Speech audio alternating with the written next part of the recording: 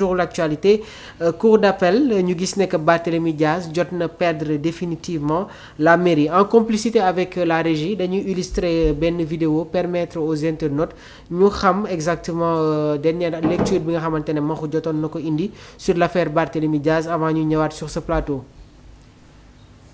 Omar, c'est bon? Kon juste appréciation. Une décision administrative. Elle est applicable immédiatement. Et sur l'argumentaire est-ce que tey jii mën nañu xaarani dara sur le recours de Barthélémy Diaz? Non pour man après pourquoi ma ne le recours bi mënul sànq. soo xoolee argument yi ma teg. waaw man jàpp naa ne. cour d'appel foofu lay teg danaa lan tu peux pas mais ce serait vraiment gis nga loolu. waaw il faut changer code électoral bi lépp bu fekkee dañu annuler la décision bi dàq Barthélémy xam nga tax. d'accord xam nga lan lañ bëgg cour d'appel wax ko. xam lan lañ bëgg mu wax ko. waaw appel bi xam lan lañ bëgg mu wax ko cour suprême xam lan lañ bëgg mu wax ko. ne ko léegi y a possibilité nga doon maire te doo doon conseil municipal. y a tellement de articles yi nekk ci code électoral bi da lay ne la du la wax maire da lay wax conseil municipal parce que xam nga tax mu lay wax conseil municipal. dafa jàpp ne le maire fait partie des conseils municipaux. ci lañ koy jëlee. d'accord mënoo doon conseil municipal bu fekkee amoo âge bi mënoo doon conseil municipal bu fekkee doo voté mënoo doon conseil municipal bu fekkee doo voté ci zone bi mënoo doon conseil municipal bu fekkee ainsi de suite. d'accord léegi suñu nee léegi le maire peut su ko décision su ko cour bi appelu Barthélémy bu aboutiré. ça veut dire que il faut changer le code électoral. parce que bu boobaa nit léegi xam nga tey jii ñoom dama ne la boo ñëwee indi sa. liste conseils municipaux élection locale élection jot nga indi sa liste bi ca tête de liste bi nekkul ki war a doon maire déedéet dañ koy invalider danaan laan ki jiite liste bi moom mooy doon maire mënoo ne ki jël liste bi mooy nekk amoo sax possibilité foo koy illustrer ñoom da lay jox nombre de conseils municipaux yi bu dee 25 conseils municipaux la dañuy jàpp ne ki nekk ci kaw moo war a doon maire. d'accord est-ce que yaa ngi dégg bu baax. léegi bu fekkee kooku mënul doon maire fan ngay bind conseil municipaux bi maire bi foo koy bind. amul liste conseil municipaux yi am liste maire bi. d'accord déedéet la loi dafa ne depuis que la loi de 2021 la réforme de 2021 le maire est élu au suffrage universel direct. mais le maire est tête de liste. kon l'illustration de la vidéo kàddu yi nga xamante ne Maxu Mandela jotoon na ko yëkkati sur l'affaire Barthélémy Diaz waaye ki nga xamante ne nag moom mooy son avocat maître Pouy moom jot na yëkkati ay kàddu li mu wax mooy la cour d'appel de Dakar qui a statué ce mardi sur la révocation du mairie de la ville de Dakar a rejeté la requête de Barthélémy Diaz donc mu nekk kàddu yi nga xamante ne maître Pouy moom la yëkkati en effet la décision suivant cette révocation avait été prononcée par le préfet du département de Dakar constatant sa démission à la suite d'une demande faite par le militant ki nga xamante ne moom mooy Bayna Gueye Maxu logique gannaaw ba nga yëkkati woon voilà ay kàddu concernant l'affaire Barthélémy Diaz c'était prévisible wala. non c'était man de wax dëgg yàlla bettuma c'était prévisible c'est le contraire moo doon une jurisprudence très dangereuse. le contraire ce serait une jurisprudence très très dangereuse. boo xamante ne il va falloir toucher le code électoral. d'accord parce que dama ne la sànq ci vidéo dama ne. la demande du camp de Barthélémy li ñu bëgg mooy. que le président que la cour d'appel wax ne léegi c'est possible nit ki doon un maire sans pour autant que mu doon un conseil municipal. parce que la loi elle est très stricte elle est très claire. que ne dafa ne une démission de fait une condamnation entraîne automatiquement une démission de fait. ñoom li ñu wax sax da ngay gis que ne ce que le préfet a dit. le préfet n'a juste constaté qu'une démission de fait c'est les faits qui prouvent que ne nu mu tuddati Barthélémy a démissionné de son poste de maire de Dakar parce que il a été condamné xam nga la lañ doon. parce que parfois c'est des démissions yoo xam ne c'est ce qu'on appelle en droit des démissions de fait. d'accord supposons. yow le député. député bu toog 3 ans. ñëwul assemblée deful benn acte de présence mais le règlement intérieur dafa demander à ce que ñu remplacer ko. oui c'est ça. parce que on trouve que il a démissionné. parce que ñëwatul. tey jii boo signé un contrat sur un lieu de travail dara jotu la. ñu lay gis amoo benn justification. ñëwatu on dit que c'est une démission de fait. Le préfet il n'a fait que constater la démission de Barthélémy maanaam la condamnation de Barthélémy parce que moom bay na. dafa ne tout administré. la loi dafa ne tout administré. donc képp koo xamante ni le maire daf lay administré mën nga constater cette démission de fait te loolu c'est ce qui s'est passé avec Barthélémy ñoom nag leur demande et ils sont en plein droit de demander que cette décision-là soit suspendue auprès de la cour d'appel. Mais cour d'appel ni mu waxee ni loolu la war a wax léegi nag yoon la ak jaadu na mën nañ ci discuter parce que yoon la sax mënuñ ci discuter parce que yoon moom mooy lu ñu bind jaadu na nag moom c'est des appréciations personnelles. Est-ce que jaadu na maanaam est-ce que jaadu na koo xamante ni nit ñi ñoo ko fal. suffrage universel direct lañ ko fale ñu koy dégommer pour la seule et simple raison que ne dañ ko condamner sur un dossier loolu tamit pour man d'accord du yoon.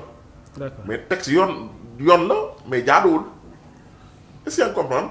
Est-ce que je me fais comprendre. Oui. C'est-à-dire pour man war nañoo fexe ba texte yi ñu changer ko parce que la règle moo war a nekk parce que ñun dañoo am inéligibilité indisponibilité nu mu tuddati code électoral bi dafa bëri lu muy nangu suffrage universel wala mandat li ñuy nangu mandat ci ki ñu fal dafa bëri te dañu ko waroon a fex ñoñal ba nga xamante ni kat texte yi ça devrait être l'exception nit ki ñu fal ko ba pare nangu mandat bi mais man je l'ai dit tant que les textes sont tels qu'ils sont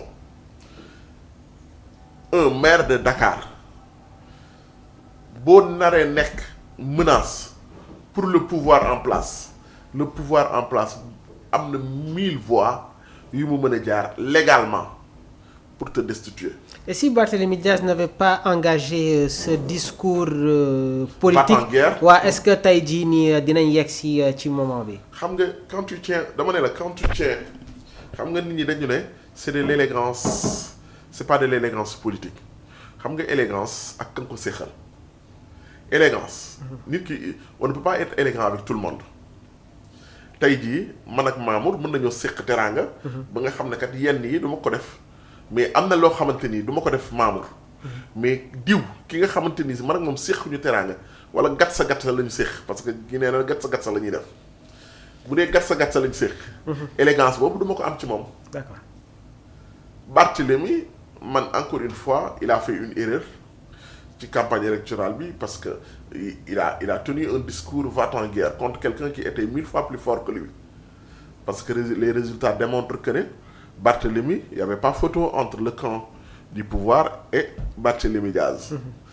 Mais kooku noonu boo ko wanee loolu ba pare du am élégance ak bu mu lay bàyyee nga continuer di exercer pouvoir boobu noonu dama ne la le budget du maire de Dakar c'est 60 milliards de francs CFA. 60 milliards mais tu deviens quelqu'un de très puissant.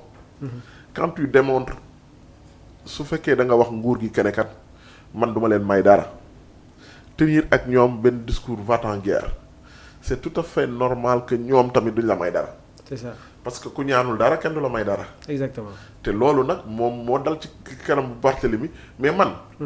je suis très contre parce que cette idée-là a été soulevée. gis naa tamit ñeneen di ko wax.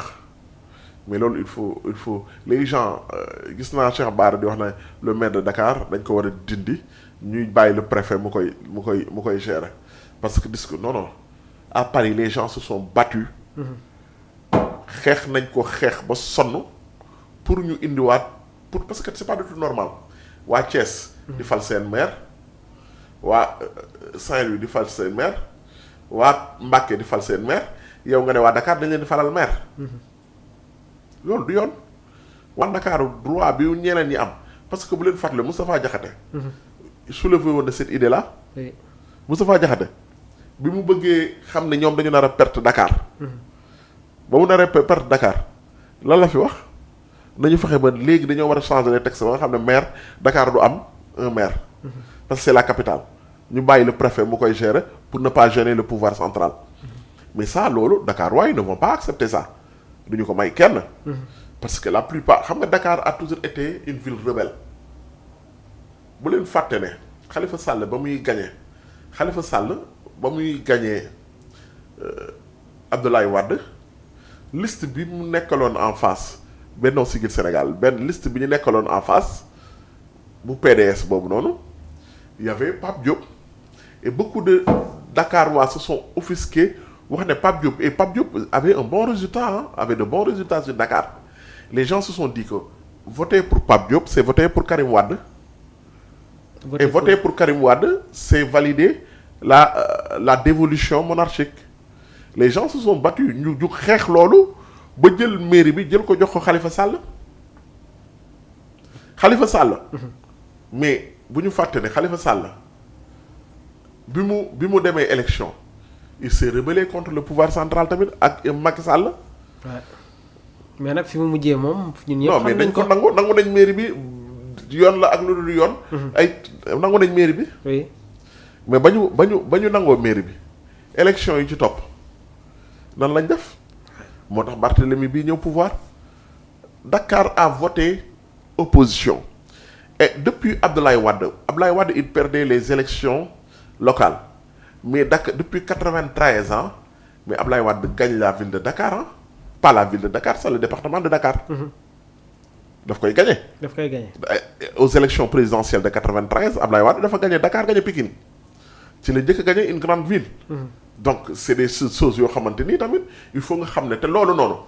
li koy yokk mooy lan ne Dakar léegi le maire n'est pas élu pour man les Dakarois sont aussi libres que les autres villes dañ leen bàyyi ñu voter seen bopp. lu ñu mën a xaarani sur la suite de Barthélémy Dias si langum politique lan moo ko siy dese.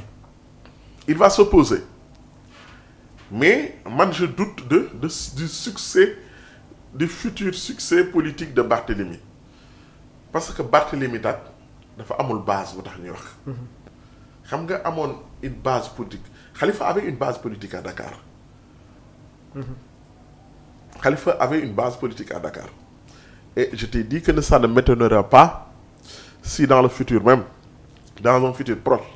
tu vois Khalifa et Ousmane Sonko ensemble. ñu delluwaat parce que y a des relations très très difficiles à couper pour la seule et simple raison que ils faisaient partie de la même structure te au moment de crise on a une fâcheuse tendance à retourner à nos anciens amours. àdduna ni doomu aadama la ko yàlla bindee la plupart du temps quand y a crise ci ñi nga àndaloon mos a àndal ci ngay delluwaat te gouvernement moom c'est de la politique. c'est un calcul additionnel dañuy calculer nu mu fexe nu muy yokkoo. te naka ngay yokkee en temps de crise mënoo compter ci ñenn ñi nga mën a compter mooy ñi nga yàgg àndal ñi nga xamanteel. Très bien. donc gouvernement bi maa ngi la koy xam nga la plupart du temps. c'est dans l'évolution naturelle des choses. Un gouvernement que ça soit avec Macky que ça soit avec Abdoulaye Wade ñëpp mën nañ dañuy toog 1 an 2 ans yoo xam ne parfois politiciens yi da ngay wax naan soxlawuñu délai de grâce. mais délai de grâce le peuple en a besoin. et le peuple daf koy jox souvent ki mu jox mandat. Très bien. dina la teg 1 an yoo xam ne da lay seetaan 2 ans yoo xam ne da lay seetaan di la xool. D'accord. léegi nag mine de rien. on va boucler la première année de Pastef au pouvoir léegi mu jot. fii ak quelque temps sax normalement le président de la République Bassirou Diomaye Diakhar Faye war na yëkkati kàddu ñuy xaaral ni son discours donc ñu accélérer tout ci actualité bi dinañu tamit am une lecture concernant les dires yi nga xamante ne tey suñu njiitum réew war na ko yëkkati maxu on enchaîne dans les divers de l'actualité vente de la résidence de fonction du président de l'Assemblée nationale une première dans l'histoire politique du Sénégal. non xam nga le patrimoine bâti de l'État. oui bëri na yu ñu ci jaay yoo xam ne gaa yi yëguguñ ko. yu ñu ci jaay bëri na lu ñu ci jaay de la xam ne gaa yi yëguguñ ko de xam nga déjà Ousmane Sonko l'a dit le premier ministre l'a dit dinañu entamer une procédure de pour faire revenir ce patrimoine-là.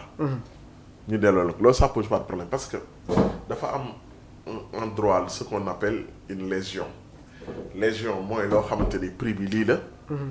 nga jaaye ko au-dessus du prix nga xam ne lii niñ ko parfois niñ ko amee normalul su ma ñëwee sama téléphone bii kat tout le monde xam nañ le prix du marché.